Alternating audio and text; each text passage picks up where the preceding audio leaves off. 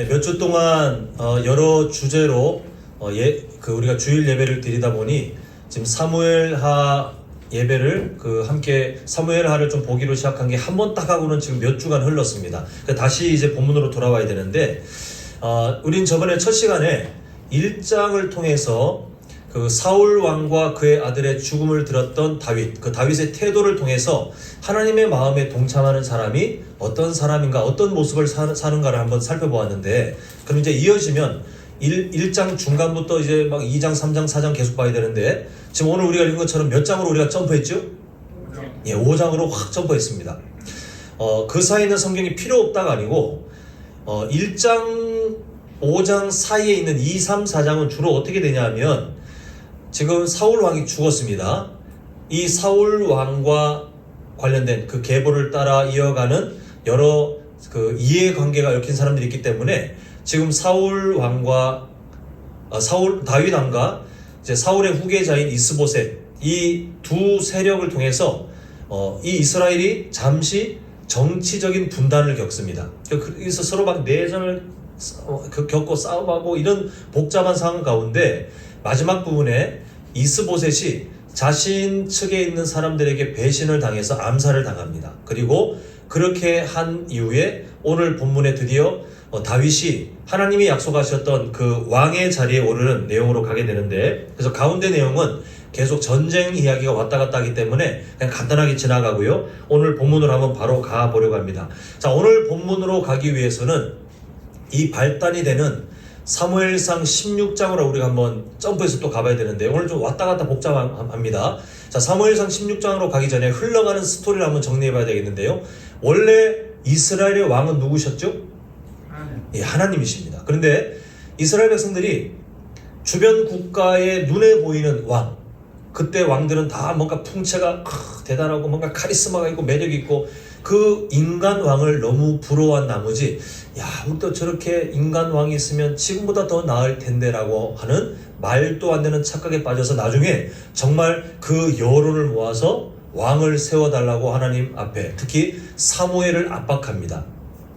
근데 하나님께서 그들의 요구를 들어주셔서 초대 왕이 사울 왕으로 세워졌는데, 역시 하나님께서 경고하신 대로 인간 왕은 결국은 변질될 수밖에 없어서 사울 왕은 하나님을 존중하는 처음의 마음을 다 잃어버리고는 하나님 존중이 아니라 자기 자신을 존중하면서 하나님을 떠나 백성들도 괴롭게 하고 타락하면서 그렇게 안 좋은 왕이 되었을 때에 하나님께서 하나님을 존중하는, 그래서 하나님 대신 이스라엘을 잘 섬길 수 있는, 우리가 나기드라는 단어를 봤었는데요, 지도자, 다른 나라의 지도자는 다 권력을 가지고 나를 위해서 살아왔지만 하나님께서 세우시는 지도자는 항상 임명직이었습니다. 나기드. 그래서 하나님을 대신하는 대리 통치자로 어떠한 후계자를 세워놨다. 그래서 사무엘이 이제 그 명령을 받고 이새라고 하는 사람을 찾아가죠. 우리 화면을 보시면 사무엘상 16장 6절. 자, 우리 한번 보시면요. 자, 우리가 예전에 보았던 말씀이지만 사무엘이 이새 아들들을 쭉 보는데 사무엘도 그 대단한 영적 지도자도 겉모습에 그냥 홀딱 속아 넘어갔습니다. 지금 보니까 사무엘이 엘리압을 보고는, 이야, 진짜 하나님이 가라 그러시더니 진짜 왕이 될 왕이 될 사람 있네 하고는 흠뻑 빠졌는데요. 하나님께서 하시는 말씀, 자, 7절 우리 보겠습니다. 한번 7절 같이 읽겠습니다. 시작. 사무엘에게 이르시되 그의 용모와 키를 보지 말라. 내가 이미 그를 보내오노라. 내가 보는 것은 사람과 같지 아니하니 사람은 외모를 보거니와 나 여호와는 어디를 보신다고요? 중심을 보신다. 이렇게 하나님께서는 하나님의 대리 통치자를 세우시는데 그 기준이 뭐냐? 겉에 드러나는 어떤 매력이나 능력이 아니라 하나님을 향한 태도, 그 중심, 하나님을 향하는 그 태도를 본다. 근데 결국 그 아들들이 그때 사무엘이 오라고 했을 때에 이새가 다 모여라 했던 그 아들들 중에 한 명도 없었습니다. 알고 봤더니 좀 가족들이 무시하는 경향이 있었던 것 같아요. 다윗은 그냥 일만 시켜놓고 그리고 다른 아들들을 불려왔는데, 그 다윗조차도 불려졌을 때 13절, 사무엘이 기름 뿔 병을 가져다가 그의 형제 중에서 그에게 부었더니 이날 이후로 다윗이 여호와의 영에게 크게 감동되니라. 사무엘이 떠나서 라마로 가니라. 이렇게 일단락되면서 하나님께서 사울을 대신하여 하나님의 대리 통치자, 하나님의 마음을 가지고 나기드 인생, 임명직의 자리를 잘 지킬 그 다윗을 어릴 때 기름 부으셨다는 것이 이제 사무엘상 16장에 나오는데, 이게 발단이에요. 이게 앞으로 이제 혼란의 발단이 되는데요. 기름 부음을 받았다는 것은 하나님께서 왕으로 임명하셨다는 내용 아니겠습니까? 지금 결국 다윗도 그 사실을 어릴 때 알게 되었습니다. 하나님이 나를 선택하셨구나, 구별하셨구나, 이 사실을 알게 되었습니다. 근데 문제는 여전히 사울 왕은 이스라엘 왕으로 있었고, 그리고 하나님께서 해 가시는 일들을 보니 너무 더딘 거예요. 사무엘상 16장에 기름 부었으면 좀 금방, 그래도 좀 금방 됐으면 좋겠는데, 정말 오랜 시간 동안에 여러 우여곡절을 다 겪고 고난을 다 겪고 해서 드디어 사무엘하 5장에 와서 오늘 본문 3절 보겠습니다. 자, 이에 이스라엘 모든 장로는 누구를 뜻하냐면 12지파를 뜻합니다. 지금 이 다윗이 모든 지파를 다 통치하지 못했죠. 아까 전에 본 것처럼 사울을 인정하는 사람들, 그 나머지 지파들이 사울의 후계자인 이스보셋에게 붙어 있고, 다윗을 따르는 사람들은 소수였어요. 그 지금 나라가 정치적으로 두 개로 분단되어 있는 그때에 하나님은 결국은 나머지 모든 지파의 대표들이 와서, 여기서 말하는 장로는 그 우리가 지금 교회에서 말하는 장로가 아니고 각 지파들의 어른들을 말합니다. 그 장로들, 어른들이 와서 자발적으로 다윗을 존중하는 거예요. 다윗이 힘으로 찍어 눌러가지고 내가 예전에 기름 부음 받았는데 다 무릎 꿇고 고개 숙여, 이게 아니라 하나님께서 상황을 만드셔서 그 다른 지파들이, 원래는 다윗을 인정하지 않았던 사람들조차도 다 와가지고 결국 이 5장에 와서야 하나님께서 그렇게 오랫동안 딜레이 시키신 것 같은 이 다윗이 왕이 되는 일이 드디어 실현되는 것을 보게 됩니다. 근데 이때 주목할 점이 하나 있습니다. 오늘 우리가 주목해야 될 게 뭐냐면, 다윗이 사무엘상 16장에 하나님이 기름을 부으신 다음에 시간이 한참 흘러서 사무엘하 5장에 드디어 왕이 되는 요 사이에 단 한 번도 본인이 왕이 되려고 노력한 적이 없었다는 사실이에요. 이게 오늘 좀 우리가 주목해야 됩니다. 근데 이미 하나님께서 어릴 때 기름 부으셨고 특별한 일들도 경험하게 하셨으면 야망을 가져볼 법도 하지 않습니까? 자기 자신에게 이제 막 백성들이 인기도 모아졌던 때도 있었죠. 그리고 사울 왕이 이 다윗의 생명을 해하려고 정말 나쁜 일들을 했을 때에, 그때 이걸 기회 삼아 자신의 야망을 펼치며 조금만 노력하면 될 일들, 그런 기회들이 정말 많았습니다. 심지어 우리가 사무엘상 거의 후반부에 가보면 하나님께서 마치 고생하는 다윗 눈앞에 음식을 차려주는 것처럼 사울 왕을 마음만 먹으면 그냥 생명을 확 뺏을 수 있도록 그렇게 환경을 2번이나 마련해 주셨지만, 다윗은 자기가 왕이 되려고 어떤 시도도 하지 않았다는 사실입니다. 자, 우리는 이제 그냥 점프해 버렸습니다만, 사무엘하 이제 2장에 보면 사울 왕의 사망 직후에 이스라엘은 2개로 쪼개지죠. 사울 왕의 계보를 따르겠다. 그런 사울 왕이 왕이었는데 우리는 그의 그 후손을 우리는 왕으로 삼겠다라고 하는 사람들과, 아까 말씀드린 것처럼 다윗을 왕으로 인정하겠다고 하는 두 부류가 나눠서 크게 싸움을 합니다. 그때도 다윗이 마음만 먹으면 명분도 있어요. 이미 기름 부음 받았어요. 자신이 뜻만 가지면 나머지 지파들도 다 굴복시켜서 왕이 될 수 있는 그런 환경이 마련되었지만, 다윗은 어떤 노력도 하지 않는 것을 우리가 보게 됩니다. 근데 어느 날 사울 왕의 후계자를 따르는 그 사람들 중에 4분이 일어나서 이스보셋이 자고 있는 사이에 사건이 터집니다. 자, 우리 사무엘하 4장 7절을 한번 보시겠는데요. 사무엘하 4장 7절 보시면 그 자객들이 집에 들어갑니다. 이스보셋이 침실에서 누워있는데 그를 죽여서 그리고 목을 베어서 그의 머리를 가지고 8절 누구에게 오냐면 다윗에게 와서 이 머리를 바칩니다. 이게 요즘 문화로 따지면 잔혹하지만 과거의 힘의 원리가 남아있던 과거에는 이게 그 항복의 의미예요. 그 전쟁에서 누가 승리했는지를 딱 결론 지을 때에 승리자에게 그 다음에 대항했던 쪽의 지도자를 참수해서 그 머리를 갖다 줌으로써 아니면 그 머리가 승리자 손에 딱 들려짐으로 다 끝, 이제 전쟁은 끝났다. 이게 그때 당시의 문화였습니다. 그래서 원래는 다윗을 거부했지만 아무리 봐도 이게 안 된다 싶으니까 배신을 해서 이스보셋을 죽인 그 자객들이, 그 반대 세력들이 이 머리를 갖고 다윗에게 바친 다음에 항복하는 거예요. 이렇게 당신이 왕이 되실 분입니다. 인정합니다라고 항복을 하는데, 그때 8절을 보면요.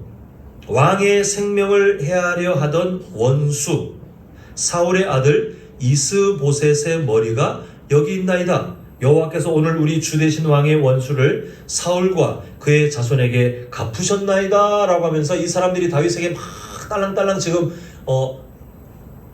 마음에도 없는, 그러나 그렇게 해서 자신들의 생명을 얻기 위한 지금 거짓말을 하고 있습니다. 기억력이 비상하신 분들은 이 장면이 지금 어딘가 흡사하지 않습니까? 우리가 몇 주 전에 사무엘하 1장을 볼 때 아말렉 사람이 자기가 직접 목격한 것은 아니지만 계산을 한 거죠. 내가 이렇게 해서 사울 왕과 관련된 요 물품들을 가지고 와서 내가 사울 왕을 죽였습니다.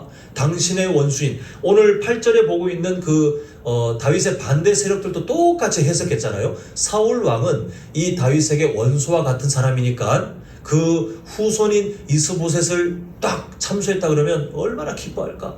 1장에서도 아말렉 사람이 내가 사울 왕을 죽인 것은 아닌데 지금 소문을 들은 대로 다윗이 그동안 고생을 했다고 하니 내가 죽였다라고 하고 거짓말로 그렇게 보고를 하면 나에게 상을 주지 않을까? 똑같은 상황이에요. 똑같은 상황. 결국 다윗을 제외한 사람들은 다윗을 이렇게 오해하고 있었습니다. 1장에 본 바와 같이 아말렉 사람뿐만 아니라 이스라엘 사람들도 다윗은 사울 왕이 정말 미울 텐데 우리가 그 후손을 이렇게 해가지고 이 모든 상을 딱 정리해가지고 갖다 바치면 우리에게 상을 줄 거야 라고 그렇게 생각했는데 다윗의 태도는 한결같습니다. 자, 4장 10절을 보면 1장에서 보았던 내용을 이 다윗이 언급하죠. 전에 사람이 내게 알리기를, 아말렉 사람이었죠. 보라, 사울이 죽었다 하며 그가 좋은 소식을 전하는 줄로 생각하였어도 좋은 소식이 절대 아닌데 다윗은 전혀 다르게 해석하는데, 그렇게 했을 때 내가 그를 잡아 시글락에서 죽여서 그 소식을 전한 갑품으로 삼았거늘. 11절, 하물며 악인이 의인을 그의 집 침상 위에서 죽인 것이겠느냐. 이스보셋이 다윗과 그 어떤 악한 감정이 있을 것이 아닌데 그 사람을 그렇게 비참하게 그렇게 살해했으니 그런즉 내가 악인의 피 흘린 죄를 너희에게 갚아서 너희를 이 땅에서 없이 하지 아니하겠느냐 하고 12절, 청년들에게 명령하며 곧 그들을 죽이고 수족을 베어 결국 이렇게 사형. 지금 사울 왕의 자손인 아들인 이스보셋의 머리를 갖고 와서 기뻐하시겠죠? 당신이 원하시는 일이겠죠? 착각했던 그들을 이제 사형을 처하는 것을 보게 됩니다. 그리고 이스보셋의 머리는 정중하게 그 아브넬의 무덤에 매장하는 것으로 오늘 이제 내용을 우리가 한번 정리를 해보게 되는데요. 자, 지금 이 다윗을 하나님께서 하나님의 대리 통치자로 미리 기름 부으신 이유가 바로 여기에 있습니다. 세상 사람들과 전혀 다른 가치관을 갖고 있어요. 세상 사람들과 이 중심, 하나님이 중심을 보신다 아까 그러셨잖아요. 세상 사람들의 중심과 전혀 다른 중심을 갖고 있다 보니 사람들은 오해합니다. 이거 사울 왕을 죽였다 하면, 아니면 사울 왕의 아들인 이스보셋을 내가 죽였다 하면 기뻐하겠지 라고 다른 중심을 가지고 잘못 오해했지만 다윗은 그게 아니었어요. 하나님께서 안 기뻐하시는 일이라고 해석했어요. 사울 왕을 죽인 것도 또 사울 왕의 아들인 이스보셋을 그런 악한 이유를 가지고 죽인 것도 하나님이 안 기뻐하시는 일이다라고 그렇게 해석하는 중심을 갖고 있었어요. 이게 하나님이 다윗을 그 시대 가운데 하물며 그 가정에서 소외될 만큼 그렇게 인정받지 못한 사람이라 할지라도 하나님의 대리 통치자로 부르신 이유가 그 중심이 어릴 때부터 지속적으로 변함없이 지금까지 하나님을 경외하고 하나님이 안 기뻐하시는 일을 찾아가는 그 사람인 것을 우리는 오늘 본문을 통해서 다시 한번 이제 확인을 하게 됩니다. 사랑하는 성도 여러분, 하나님께서는 우리에게 비전이라는 것을 주십니다. 다른 단어로 해석해도 상관없는데요. 하나님께서 우리 성도님들을 이 땅에 세우신 이유가 있다는 것입니다. 아까 전에 우리 찬양대 찬양 끝나고 제가 서로 어떻게 인사하자고 그랬죠? 우리 성도님들은 하나님의 인사하고 다 까먹으시면 안 되는데 하나님의 누구라고 우리가 축복했습니까? 희망. 하나님의 희망이십니다 라고 축복했죠. 기억나시죠? 그죠? 왜 희망이시냐면 그냥 듣기 좋으로 한 얘기가 아니라 성경의 해석대로 우리의 삶을 비춰보면 우리가 호흡하는 이유는 다른 게 아니에요. 그냥 우리 몸에 있는 유전자에 의해서 그 유전자에 의해서 정해진 수명이 지금 아직은 남아있기 때문에 내가 지금 살아있다가 아니라 하나님이 분명하게 목적을 두셨는데 내가 너를 통해 죄로 가득한 이 세상 속에서 할 일이 있다. 이게 하나님의 우리를 살려두시는 이유예요. 그럼 우리는 지혜로운 사람이 되려면 늘 그걸 고민해야 돼요. 하나님이 나를 호흡하게 하시는 이유는 하나님께서 나를 이 세상에 하나님의 희망으로 뭔가를 하시기 위해서 이게 거창한 이거는 세상적인 기준이고요. 그 뭔가가 뭔지는 모르겠지만 어떤 분은 이미 비전으로 알고 계시는 분들 계시고 어떤 분은 그냥 두루뭉실하게 알고 계시는 분들 있고 어떤 분은 아직도 이걸 깨닫지 못하는 분이 계신다 할지라도 하나님의 분명한 목적이 뭐냐면 우리를 통해 하실 일이 있다는 거예요. 수요 저녁 예배 때 하는 그 주기도문의 내용으로 갖고 와서 접목하자면 우리를 통해 하나님의 나라를 실현시키고자 하는 하나님의 계획과 의지가 있더라는 거예요. 그게 비전입니다. 우리 성도님들께서 그 비전을 분명하게 알면 참 좋겠지만 혹시 모르신다 할지라도 아직 그냥 불분명하다 할지라도 분명한 사실은 하나님은 그런 의지가 너무 강하시다는 거예요. 그것을 이루기 위해서 무엇까지 하셨냐 하면 그의 아들 예수 그리스도까지 성도님들을 하나님의 희망으로 만들기 위해서 십자가의 단번에 죽이셨을 정도로 하나님께서 우리에게 갖고 계신 그 소망, 우리에게 주신 비전은 너무너무 강력합니다. 그래서 비전이라 그러면 맨날 착각하는 것이 청소년들이나 청년들한테 해당된다고 생각해요. 비전이라 생각하면 앞으로 내 직업이 뭘까? 하나님이 내 직업을 뭘로 정하셨을까? 이걸로 고민하는 청소년들과 청년들을 많이 봤는데 비전은 절대 직업이 아닙니다. 직업의 형태는 달라질 수 있어요. 그러나 변하지 않는 거예요. 설령 내가 하고 있는 직업이 더 이상 일을 하지 못하게 한다 할지라도 하나님이 주신 비전은 아무 상관이 없어요. 나를 통해 무엇을 하실지, 나를 통해 어떻게 영광 받으실지, 나를 통해 어떻게 하나님의 그 성품들과 예수님의 그 성품들을 이 세상에 드러내실지, 그게 비전이에요. 없는 사람이 없다는 것을 성도님들이 분명하게 인식하셨으면 좋겠습니다. 이걸 놓치는 순간 우리는 껍데기 그리스도인이 될 수 있어요. 근데 이걸 갖고 계시면 아직 당장 눈에 보이지 않는 청소년들, 청년들이 있다 할지라도 고민할 수 있잖아요. 하나님이 나를 호흡하게 하시는 이유가 있다고 저 목사님이 그렇게 말하던데, 그럼 기도 제목이 되잖아요. 하나님 알게 해주십시오. 나를 통해 무엇을 하시겠습니까? 하나님 그 비전을 나에게 알게 해 주십시오라고 할 수 있는데 이때 우리가 빠질 수 있는 함정이 있더라는 거예요. 비전을 인정하고 그 비전을 사모하고 살아간다 할지라도 악한 마귀가 있잖아요. 우리를 얼마나 아주 간사한 방법으로 무너뜨리는지 비전을 야망으로 바꿀 수 있어요. 비전을 짐덩어리로도 바꿀 수 있어요. 참 희한하지 않습니까? 하나님이 우리를 살게 하시는 이유랍니다. 우리가 호흡하고 여전히 살아있게 하시는 이유래요. 근데 그 이유, 우리를 통해 하나님 영광이 드러나고요. 우리를 통해서 하나님의 그 나라가 어떠한지를 실제로 우리 삶 가운데, 그래서 우리의 삶을 통해 실현되어 가는 그 이유가 비전인데, 그 비전을 인간의 야망으로 바꾸거나 아니면 그 비전을 우리에게 어떻게든 빨리 던져버리고 싶은 짐덩어리처럼 우리가 착각하도록 만들 수 있다는 겁니다. 자, 저를 따라합니다. 하나님보다 앞서가면 뭐라고 되어 있죠?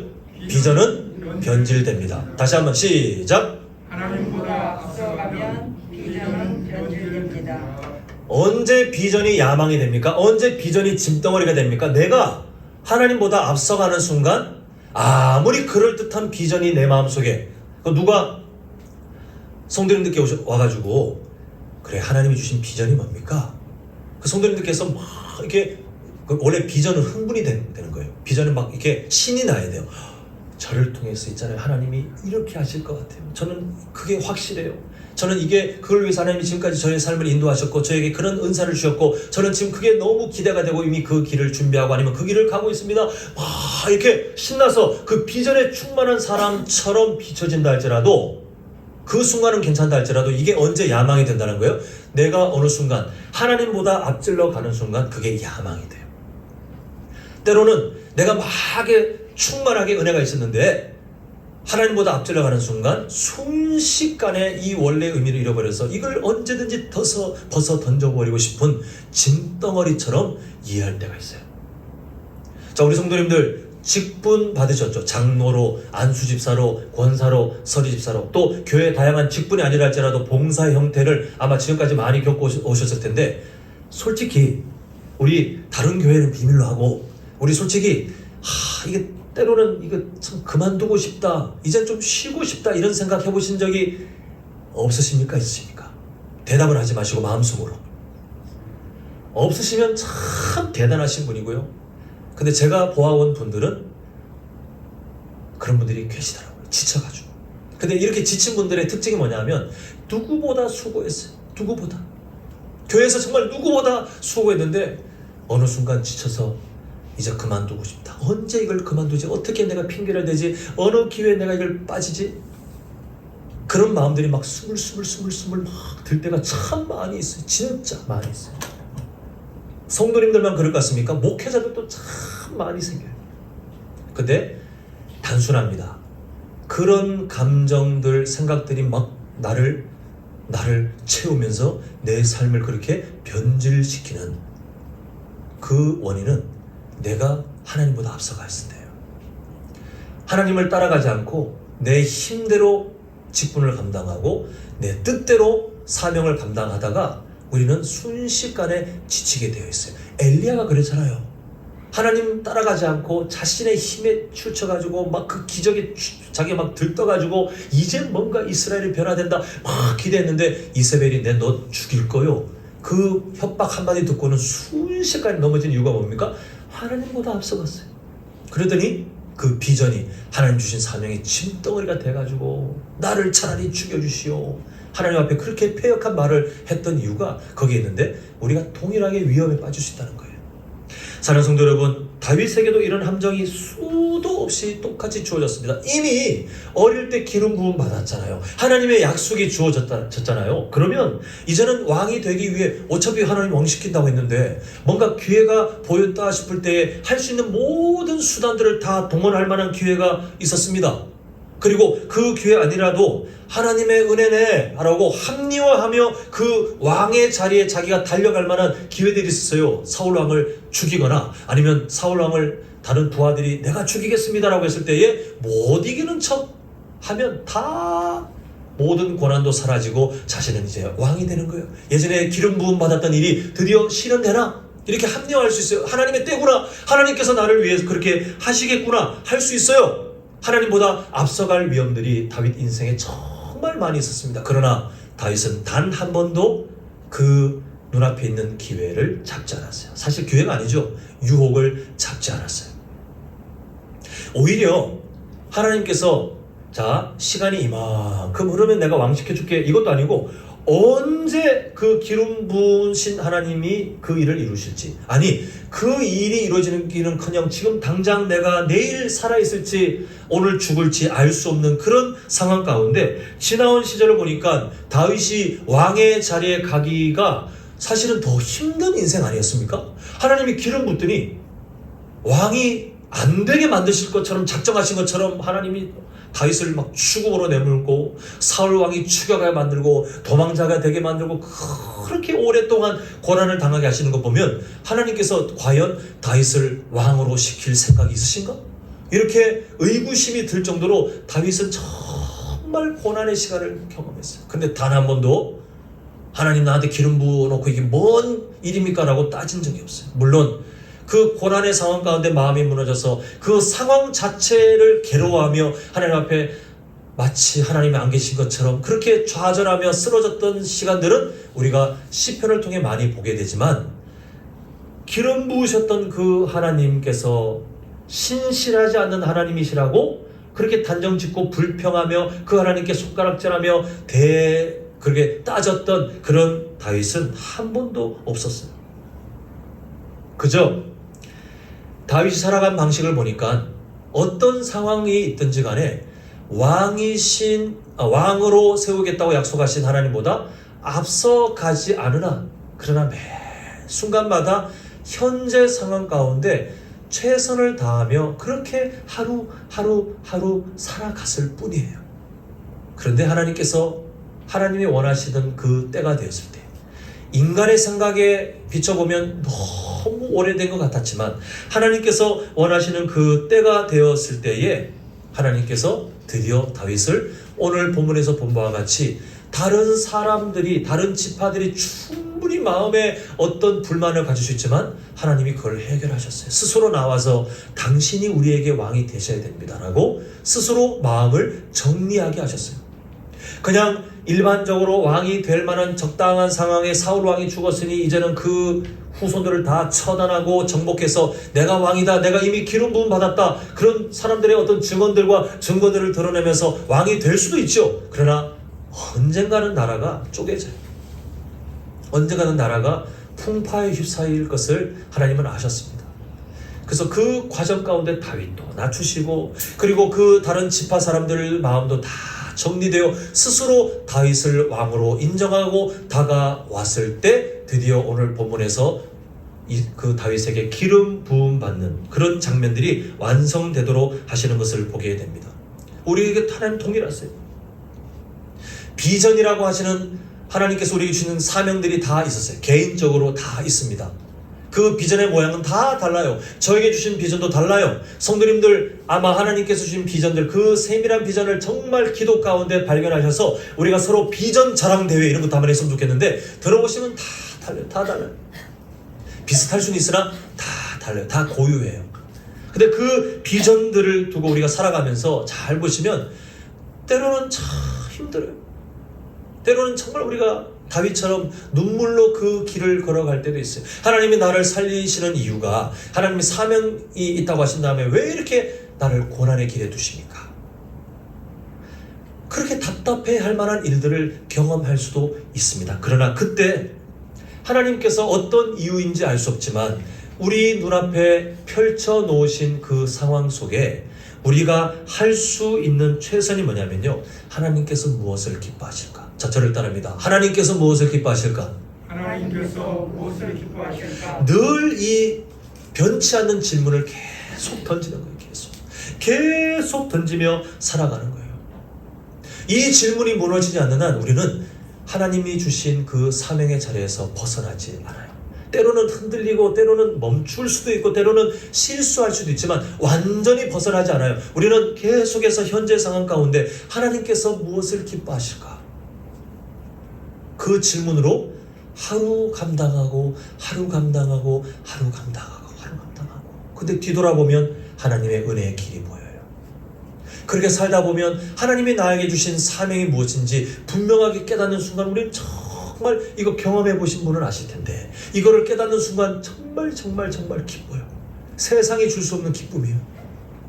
그리고 이 사명이 분명해지는 순간 있잖아요. 우리가 살아가며 어떤 일을 경험하든 우리는 흔들리지 않아요. 왜냐하면 나에게 주신 그 하나님이 주신 사명이 분명하기에 나와 동행하시는 하나님이 눈에 보여요.